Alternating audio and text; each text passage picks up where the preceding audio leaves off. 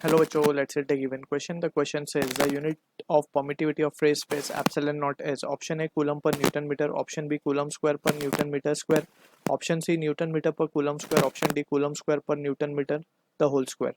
So इस question का जो की कॉन्सेप्ट है, we can use Coulomb's law to get the unit of this permittivity of phase space, right? So according to Coulomb's law, let's suppose we have two charges Q1 and Q2 जो कि separated है by a distance r. So दोनों के बीच में जो force होगा that is given by the expression K Q1 Q2 upon r square.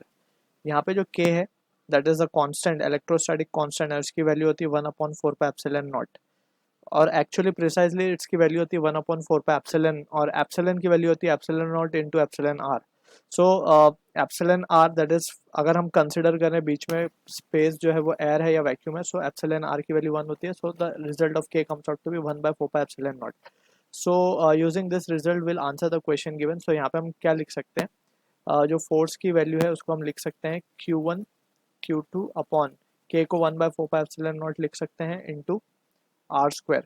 Are is the distance. So यहाँ से एप्सिलॉन नॉट की वैल्यू को हम क्या लिख सकते हैं, Q1 Q2 upon 4 pi R square into F, right. So अब हम यूनिट्स लिख सकते हैं.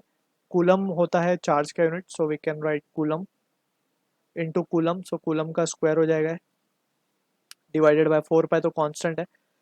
फोर्स का यूनिट होता है न्यूटन इंटू डिस्टेंस का यूनिट एसआई यूनिट होता है मीटर, सो मीटर का square. So this is the answer for the question. अगर हम ऑप्शंस को देख लें तो option B will be the answer for this. I hope you understood the solution.